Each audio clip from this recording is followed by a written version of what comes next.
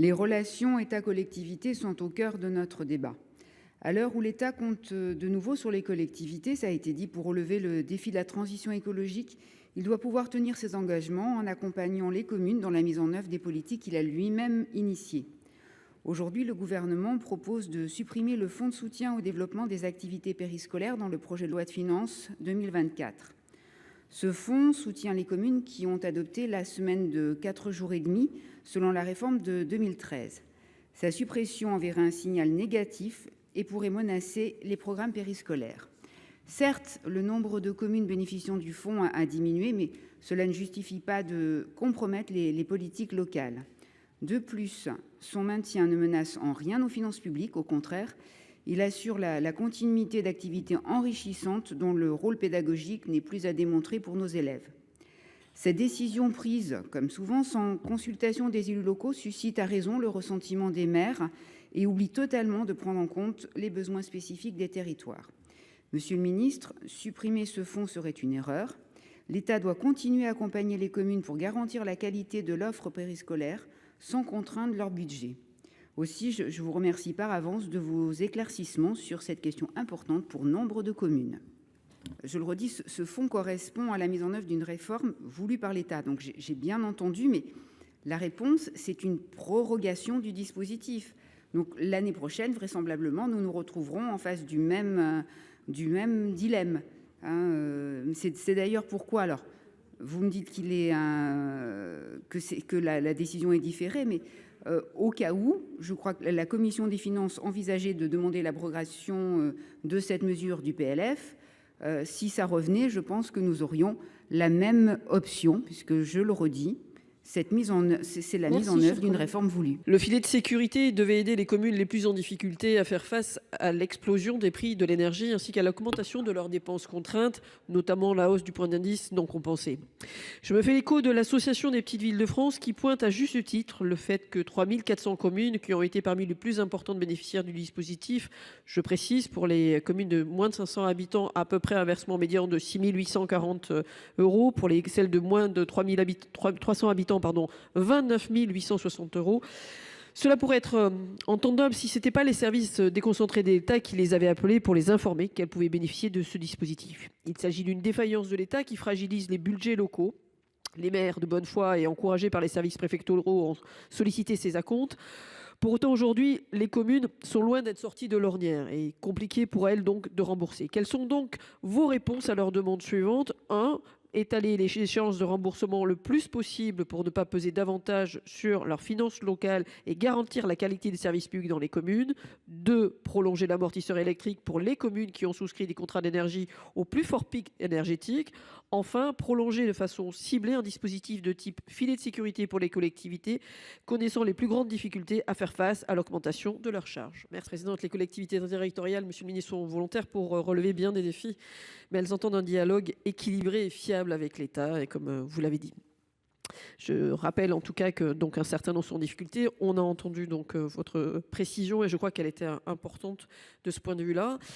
Je rappelle par ailleurs, Monsieur le Ministre, que le Congrès évidemment s'ouvre des maires et alors que l'inquiétude de nos maires grandit, comme vous l'avez dit, un autre enseignement alerte la sénatrice que je suis, c'est le nombre de démissions que nous voyons depuis ces derniers mois et ce qui doit nous interroger à tous. Le sentiment aujourd'hui partagé par beaucoup qui n'ont plus les moyens de faire ce pourquoi ils ont été élus. Et donc je pense qu'en plus de la réforme primordiale des finances locales que nous attendons tous et qu'ils attendent, je crois qu'il est aussi important, afin d'indiquer le malaise qui s'étend chez nos maires et éviter la crise des vocations de 2026, de créer un fonds financé par l'État pour aider les communes à financer les dépenses relatives aux conditions d'exercice des mandats et augmenter les indemnités des élus. Merci, accompagné de la réforme du statut de l'élu. Merci. Je vais vous faire un transport transocéanique, puisque depuis quelques longs mois, une obsession hante les Outre-mer, la réforme de l'octroi de mer. Depuis que le gouvernement a décidé d'engager une réforme en profondeur, dixit, la Première ministre, du régime et de l'économie de cette taxe, je peux vous assurer que les élus ne sont pas tranquilles. Ils craignent quelques surprises. Je vous rappelle, puisque nous évoquons la situation financière des collectivités, c'est 1,6 milliard pour 5 collectivités des Outre-mer. Et ça correspond entre 35 et 45% de leurs ressources, et pour les régions et pour les communes. Vous avez décidé d'engager une réforme. Et depuis quelque temps circulent de fortes rumeurs, des craintes, des inquiétudes. Je suis là précisément pour que vous nous disiez quelles sont vos intentions, quelles sont vos réflexions, quelles sont les pistes et les orientations que vous avez choisies.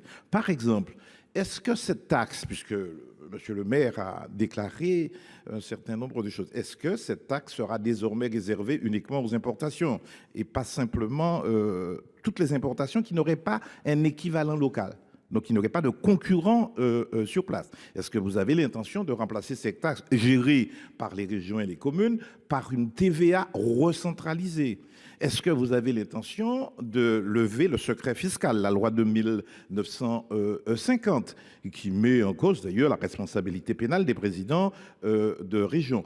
Avez-vous l'intention, moi je l'ai caressé lorsque j'étais ministre, mais les présidents de région ont renoncé, avez-vous l'intention, pour compenser l'éventuelle perte de recettes des collectivités, de taxer les services, ce qui serait contraire à la philosophie et à la nature même de l'octroi de mer, puisque ce sont des services qui ne sont pas délocalisables? Voilà la question. D'abord, je voudrais me féliciter d'avoir proposé à notre commission ce débat consacré à la situation des finances publiques locales qui ouvre l'examen du PLF 2024 comme l'an dernier et comme nous le propose désormais la loi organique. Cet exercice est nécessaire dans un contexte particulièrement incertain pour les collectivités territoriales, comme d'ailleurs pour le budget de l'État. En 2023 et 2024, le ralentissement de l'activité économique devrait limiter la progression globale des recettes des collectivités territoriales, certaines recettes importantes connaissant même une diminution en valeur absolue. Ainsi, selon les prévisions du projet de loi de finances pour 2024, les recettes nettes de TVA, toutes administrations publiques confondues, progresseraient de 4% en 2023, soit un niveau inférieur à celui de l'inflation. Les recettes de TICPE des régions et des départements pourraient également diminuer sous l'effet de moindres consommations de carburant, dans un contexte de prix toujours élevés des produits pétroliers et de la fin des mesures d'aide de l'État sur le prix des carburants à la pompe. Quant aux recettes de DMTO, elles chuteraient de 20 à 30% en 2023. Cette tendance pourrait encore s'aggraver en 2024. Car, si on veut reprendre un petit peu les éléments de la Cour des comptes, quand même, si est vrai qu'en 2022, la Cour des comptes chiffrait à 4,8 milliards d'euros les suppléments de recettes, mais pour 2023, la même Cour des comptes annonce un déficit de 2,6 milliards d'euros, moins de 2,6 milliards d'euros. C'est les derniers chiffres de la Cour des comptes. Pour 2024, il prévoit, prévision, moins de 2,9 milliards d'euros. Autrement dit, le tableau n'est pas si bon que ça. Il a été bon en 2022, il n'est pas bon en 2023, il sera encore moins bon en 2024. En effet, les collectivités font face, ça a été dit, en 2023, et cette tendance se poursuivra, voire s'accentuera en 2024, à des hausses notables de leurs charges de fonctionnement. On en a parlé, dépenses d'achat et biens de service, hausse des dépenses de personnel qui sont par ailleurs parfaitement légitimes, mais qui représentent des ponctions extrêmement lourdes sur les budgets des collectivités. J'évoquerai enfin la hausse des charges des départements, ça a été fait également. Confrontés à des dépenses sociales de plus en plus importantes, le vieillissement de la population expose en particulier les départements à une augmentation durable des dépenses pour l'autonomie, sans compter les dépenses de RSA fortement liées à la conjoncture. De surcroît, les collectivités vont devoir faire face à des dépenses d'investissement d'ampleur, transition écologique, adaptation et modernisation des transports, vous l'avez dit, nécessiteront des financements conséquents et prolongés. Je rappelle à ce titre que les collectivités détiennent un patrimoine bâti constitué de plus de 225 000 bâtiments pour une surface totale d'environ 280 millions de mètres carrés, contre 100 000 bâtiments et 49 millions de mètres carrés pour l'État. Les investissements à réaliser sont donc dans ce domaine colossaux. Le PLF 2024, comme le précédent, prévoit certaines mesures d'accompagnement comme le fonds vert, vous l'avez dit monsieur le ministre, le fonds de reconstruction, ou encore une nouvelle hausse de la DGF. Pour autant, seront-elles suffisantes? J'en doute, et l'examen du PLF permettra de faire des propositions complémentaires.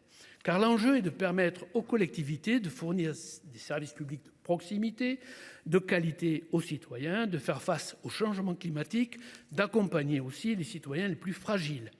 Est-ce nécessaire de rappeler que les transferts financiers de l'État aux collectivités ont pour objectif de permettre à ces collectivités d'assumer des compétences répondant aux attentes de nos concitoyens ?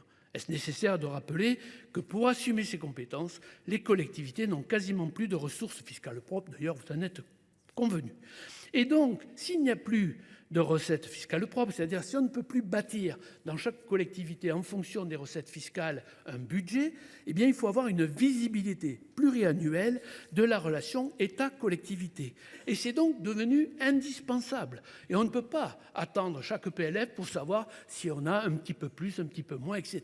Ça, ce n'est plus possible. Et ce n'est pas être responsabilisant. Il faut avoir une vision sur le mandat pour un élu local. Et avec ce que l'on a éventuellement de l'État plus que par la fiscalité, il faut être capable de pouvoir définir un programme. C'est ce que nous souhaitons et c'est ce qui est nécessaire. Voilà, donc tous ces éléments, la Cour des comptes en fait les a mis en exergue dans son dernier rapport.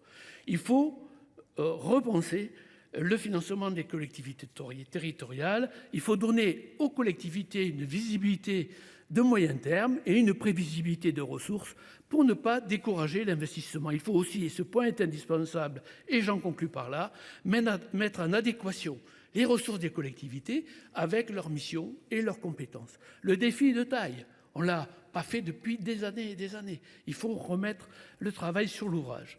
Il est de taille, mais le succès ne sera possible que par l'écoute, le dialogue et la confiance retrouvée entre l'État et les élus locaux.